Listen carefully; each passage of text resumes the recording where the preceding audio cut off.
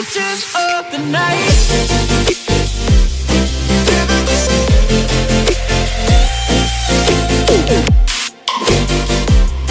Living like creatures, creatures, creatures of the night.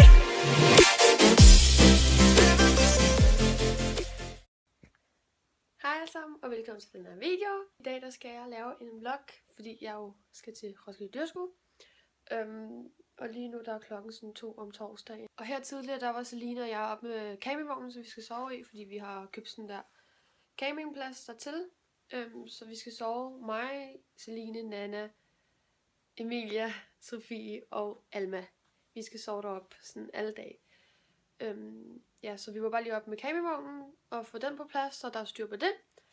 Og ja, så tager vi der bare derop igen her ved 19-tiden. Og så skal vi egentlig bare, jeg tror vi går en lille tur på pladsen og ser det hele. Og så skal vi egentlig bare sove, fordi vi jo har en hård dag i morgen, når vi skal gå rundt hele dagen. Men jeg håber rigtig meget, at I vil følge med i den her vlog. Jeg vil prøve at få vlogget rigtig, rigtig meget. Og jeg er sikker på, at det nok skal blive rigtig hyggeligt. Så ja.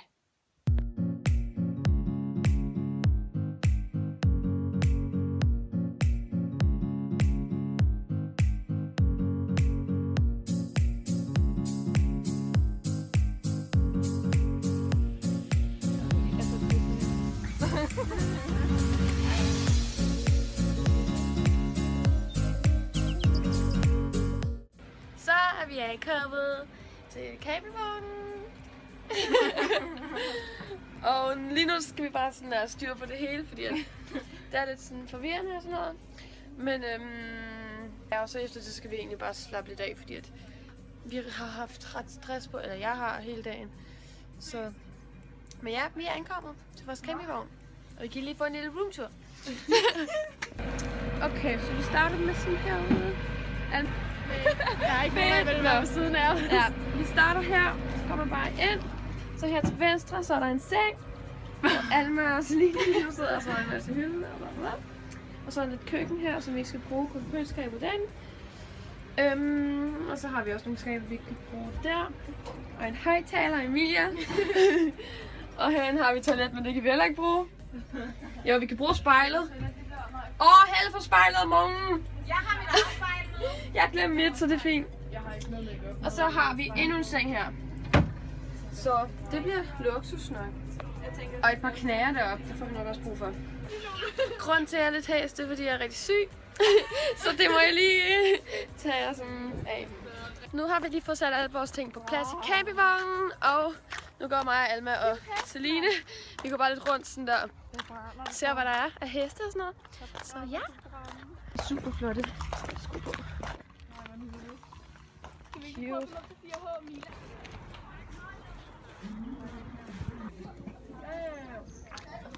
Nu er vi på vej tilbage, fordi at Sofie hun er kommet. Så hende skal vi lige... Kran! Nej. Nej, hvad laver du? Ja. Nå, så hende skal vi lige tage imod, eller hvad man siger. Og det er helt vildt svært at gå i de her lortesko. De flygter fra mig. Jeg kan ikke finde med mine små korte ben. Her, Bibi. Der bor vi. Nå, sidste. Hej. Så er de andre lige over på toilettet og gør dem natteklar. Og jeg er egentlig klar, fordi jeg havde ikke noget makeup på i forvejen. Så ja, jeg lægger mig bare til at sove nu, fordi jeg er mega, mega træt. De andre, de er ikke så trætte. Så ja, jeg lægger mig bare til at sove nu. Vi har sådan en mega luksus blæser der, så vi ikke får det for varmt i nat. Men ja, vi ses bare i morgen. Så nu er vi vågnet. Nu er vi vågnet. Og vi har bare såret af fucking lort til, fordi at der var nogen, der holdt fest ved siden af os. Lorte nat. Ej, ja, det er helt vildt så grim, ja. Vi må virkelig undskylde. Men ja, nu skal vi bare lige vågne, spise lidt morgenmad og sådan noget. Og så gøre os klar.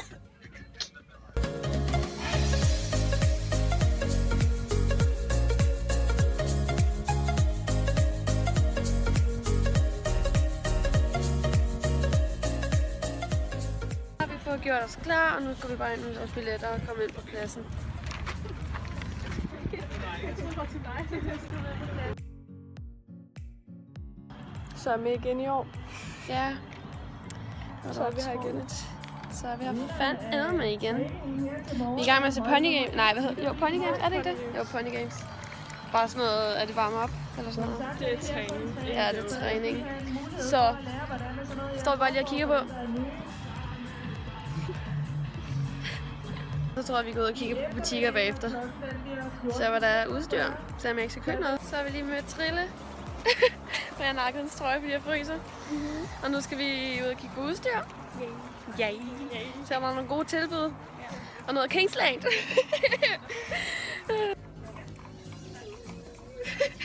Nu køber vi lige nogle på.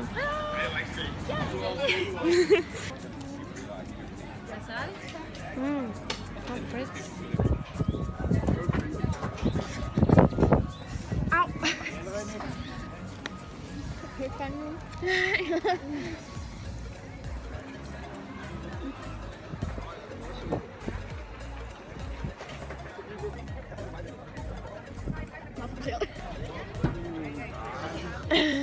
Jeg tager min pumpe.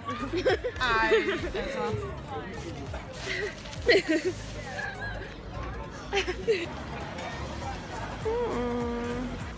Nu skal vi allerede have spansk rør. Vi er mere sultne. Jeg tror det.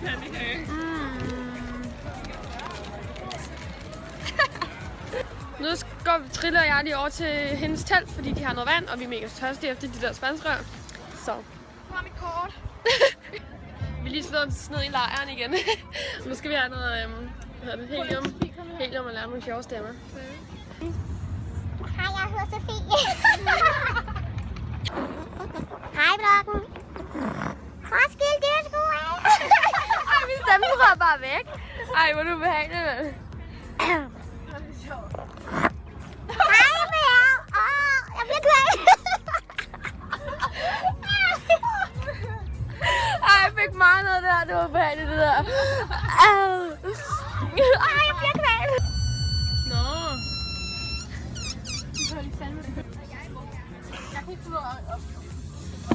Nå, vi sidder bare ved vores campingvogn og hygger. Fordi at, vi synes allerede, det har været hårdt.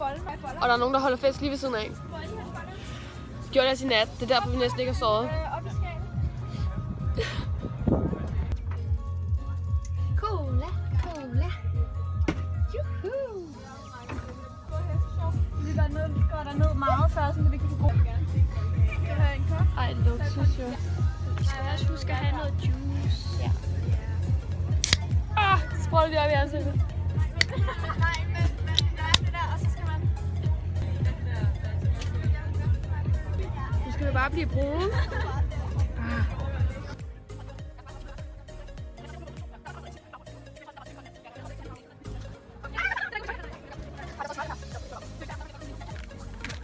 Jeg troede, Jonas var vand. Nu har vi siddet her i sådan en halv times tid. Nu går vi ind igen, fordi de andre er sultne, og så går vi bare rundt i hestebutikker igen. Dog squash. Hot dog squash. Au, den er varm. Meget. Good.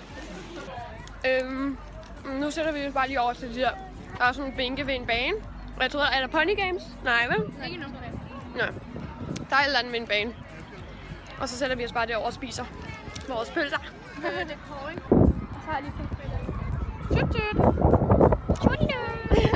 Jeg savner os.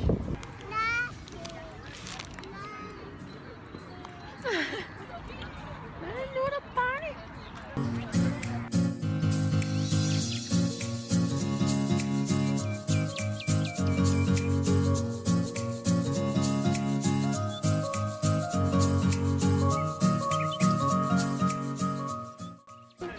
Vi tøffer stadig bare lidt rundt. Vi tøffer. Ja, jeg har lige købt et fluenet, fordi det mangler jeg. Ja. Så jeg har brugt pengene fornuftigt indtil videre.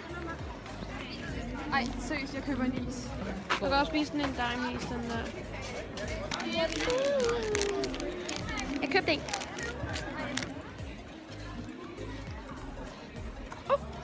Koldt.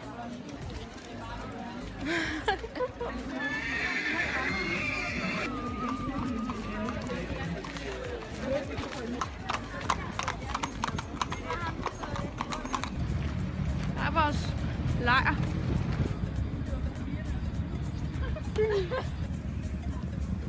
Hvad laver I, mand? Nej, okay.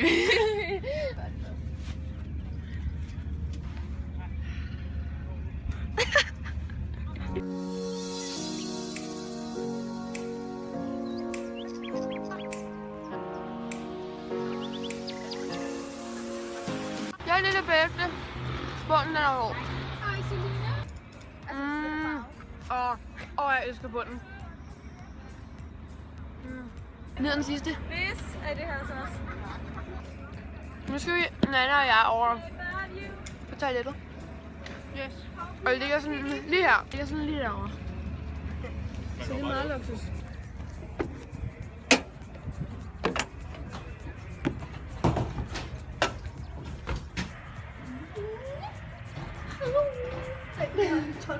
Let's go back to the camping. Skal lige passe på, fordi de her trapper, de vælter sgu. Nu er klokken 2:30, og om et kvarter så starter der Pony Games, hvor Trille skal redde en lille shatter. Hun har fået lov til at låne, fordi Saber jo kom med, fordi han ikke gad i trailer. Så det skal vi ned og se.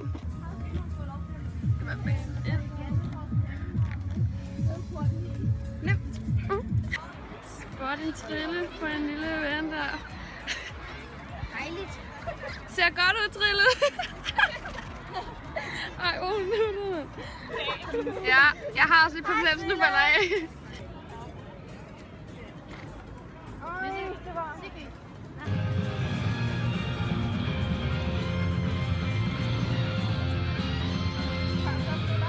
Hurtigere! Ui! Jeg vidste det.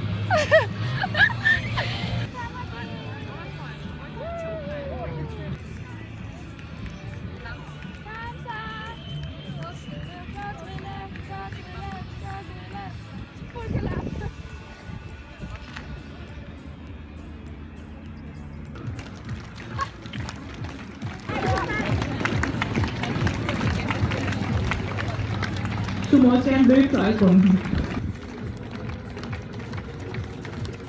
Hvis I ikke havde gået ind foran, så havde jeg fået det på video.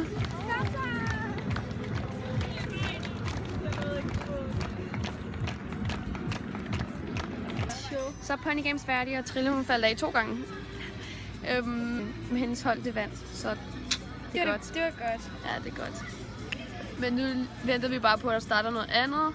Og vi har sat os ind i skyggen, fordi der er mega varmt. Jeg tror, jeg er blevet lidt solskoldet i hovedet. Tag rigtig godt imod 4H Øst Showhot.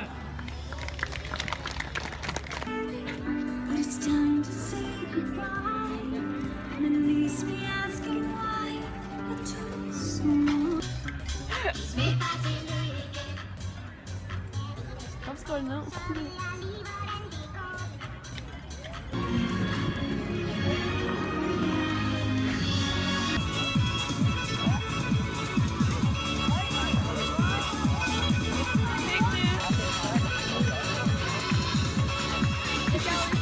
Nu har vi lige set et show, og nu skal der være springshow, eller er det ikke springstævne? Spring. Det er bare, vi skal bare sige spring. Nej, det er konkurrencespring. Ja, konkurrencespring. For 4H'erne. For 4H. Så det skal nok blive sjovt. Jeg håber, der er nogen, der falder af. Jeg sidder bare og venter på, at det starter. Det er her varmt. Er det ikke, man spiser til morgenmad? De er på vej. Ja, mens vi sidder og venter, så går vi lige... Eller det gør vi jo ikke. Vi sidder ikke og venter. Ja, vi køber lige nogle pomfritter, fordi vi blev lidt sultne igen. Mads, jeg lever bare pomfritter her. Udsolgt mad og pølser og... Nå, men ja. Nu har vi købt pomfritter, og så skal vi sidde og se spring imens. Oh shit. Så det bliver mega fint.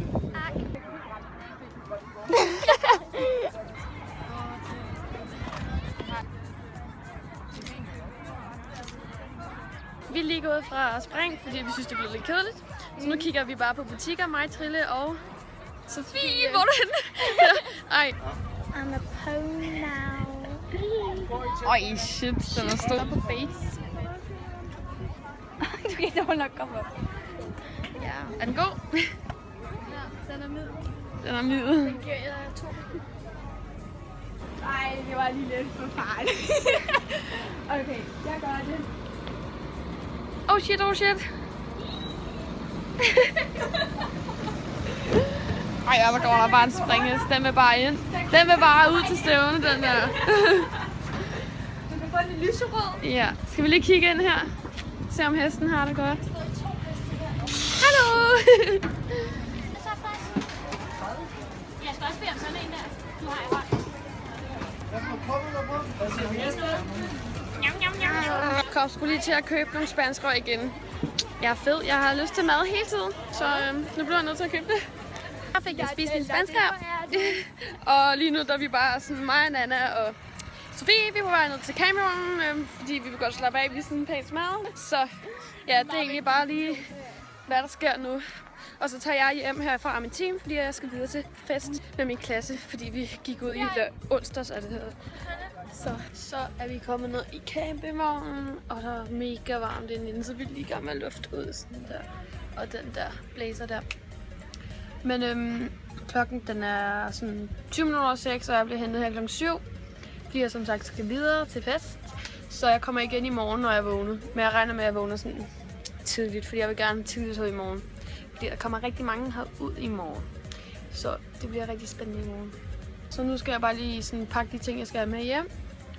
Og så slapper jeg lige af det resten af tiden, fordi at vi er virkelig smadret. Så det her er nok sidste sådan klip, især for i dag. Så ja, vi ses bare i morgen tidligt. Hej! Godmorgen, eller hvad man siger, klokken den er 1:30. Jeg stod lidt senere op, end hvad jeg lige havde planlagt, fordi at jeg sov først klokken 4:30 eller sådan noget i nat. Så, nej, 4:30, 5:30. Så jeg blev nødt til at sove lidt længere, så jeg kunne være frisk og udviklet. Så klokken den er 1:30 lige nu, og jeg tager afsted lige om 10 minutter. Så er der cirka klokken 1. Så lad os tage afsted mod dyrskuepladsen.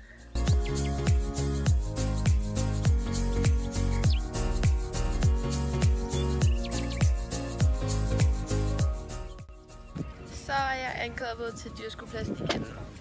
Og lige nu der skal jeg bare lige smøre mig ind i solcreme, så jeg ikke bliver solskottet. Og så skal vi ud og kigge på hestebutikker, eller hvad? Nej, vi skal til Pony Games. Vi skal også til Pony Games her senere.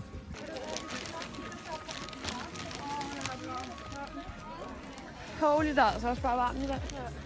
Nu laver jeg lige en takeover af Najas vlog, og Rikke, hun er her sørme så også. Naja, hun sidder og æder stadigvæk. Trille! Hallo! Og vi sidder i skyggen, fordi det er mega varmt, og vi slapper bare af, og jeg tror ikke, der er mere at fortælle. Er der det, Naja? Lige nu der ligger vi bare og slapper af nede ved campingvognen, soler os, så vi kan blive rigtig brun. Så ja, og så skal vi... Jeg tror faktisk bare, vi skal slappe af i sådan nogle timer, en times tid eller sådan noget. Det skal jeg i hvert fald. Jeg skal lige... Jeg har næsten ikke sovet i nat, så... yndlingssang. Nu har vi lige slappet af i sådan nogle timer, og nu går vi ned og ser noget spring nede ved 4H. Fordi at vi kan godt lide at se på spring. Så det er bare lige, hvad der skal ske. Nu skal vi nok til Så ser vi spring med Victoria og Karoline. Og Nana.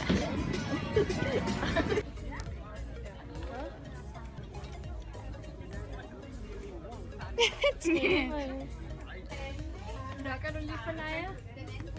Nej, det hørte jeg ikke. Ej, det synes jeg er flot. Men han er jo ikke den eneste herre. I morgen. Men 600 kroner. Sådan en her er mange, sådan en her.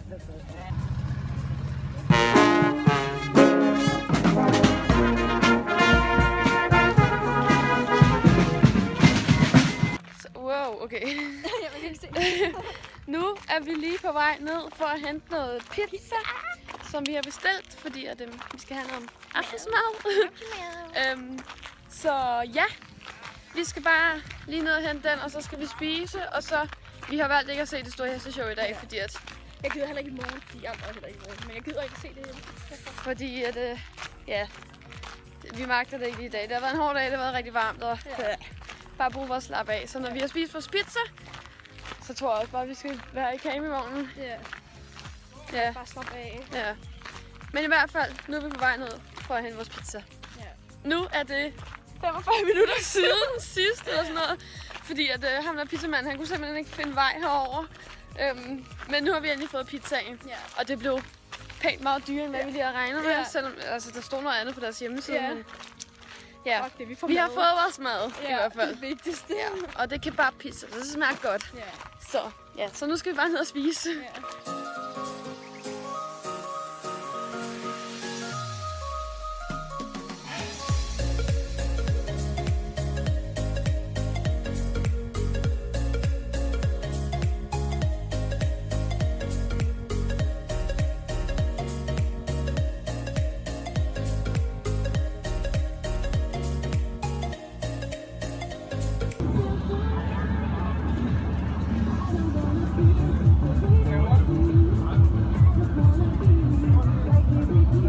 Hvor alle de her musik, det er ikke vores nabo. Jeg har hørt en gang. Tror du ikke det? Nu har vi lige fået spist, og de andre de er over til det store hesteshow. Så det er bare mig og Sofie. Yeah! Og vi har lige fået ryddet op herinde i campingvognen, fordi det var virkelig rodet. Når vi i hvert fald ryddet vores halvdel op. Og en skraldespand der, det skal tømmes. Så skal vi lige have tømt vores bord herude og vores ulækre skraldespand. Så skal vi lige smide over de der derovre. Så ja. Godt. Men ja, lige nu så slapper vi bare af og venter på, at de andre de kommer. Og så tænker jeg bare, at vi skal sidde og snakke og sådan noget, når de kommer. Der sker i hvert fald ikke så meget mere i dag. Okay, godmorgen. Det her det er søndag. Jeg glemte lige at sige i går, at vi gik i seng, men vi var bare rigtig trætte, og så gik vi bare i seng. Men det er helt solbrændt i ansigtet. Så irriterende. Vi skal egentlig bare lave det samme som alle de andre dage. Så nu vil jeg bare lige gøre mig klar, og så går vi afsted. Så har vi fået gjort os klar, og nu går vi bare ud på dyrskuepladsen og kigger på butikker. Nej.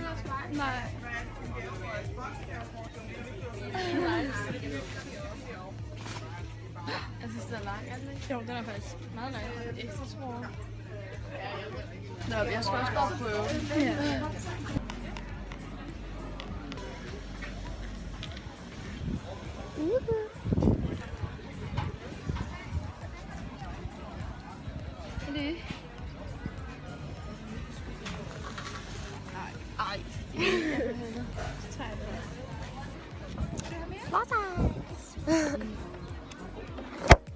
Ej, for fanden, nej.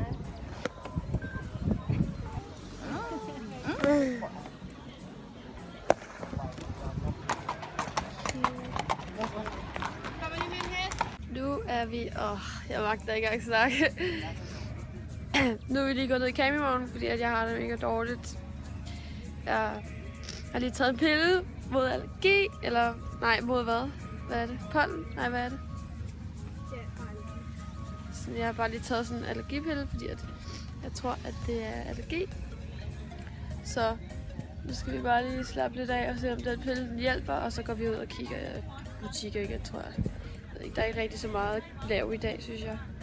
Så ja, nu har vi lige slappet af i noget tid, og nu skal vi ned til Potty Games finale. Ja, så det bliver rigtig spændende. Så der går vi ned nu.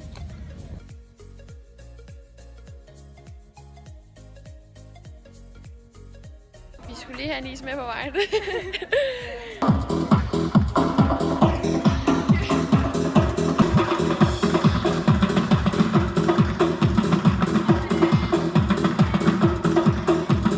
Tid senere, og vi har bare gået rundt og kigget på nogle butikker med Celine, og jeg har kommet til at købe 2 underlag. Ups! Men det er fordi, de er sådan, begge to for 350, og de er mega flotte. Og så har jeg fået en gave fra en mega sød følger, sådan nogle hestepopcorn og en sådan en her, som jeg sikkert selv kommer til at spise, fordi de smager mega godt.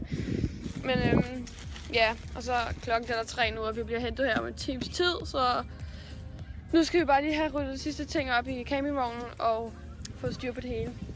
Og så smutter vi hjem herfra. Så kører vi sgu.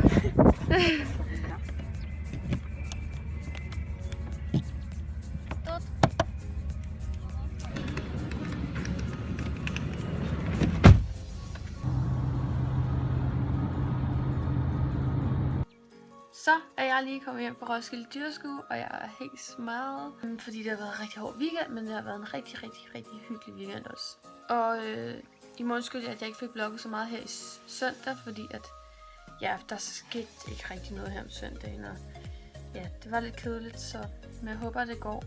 Men det eneste, jeg egentlig fik købt, det var de 2 underlag, som jeg viste tidligere, og så et fluenet, som jeg lige vil sætte ind her. Det var egentlig bare et mørkeblåt fluenet, fordi jeg manglede et, så jeg købte det. Og så synes jeg, det var smart, at det var sådan en spænder i stedet for velcro. Det kostede kun sådan 35 kroner og sådan noget, tænker jeg sådan noget. Men tusind tak, fordi I gad at se med, og tusind tak til alle jer, der kom over, og jer, der gav gaver og krammer. Rigtig sødt af jer. Men jeg håber bare, at I synes, at vloggen der var fed, og at vi ses i næste video.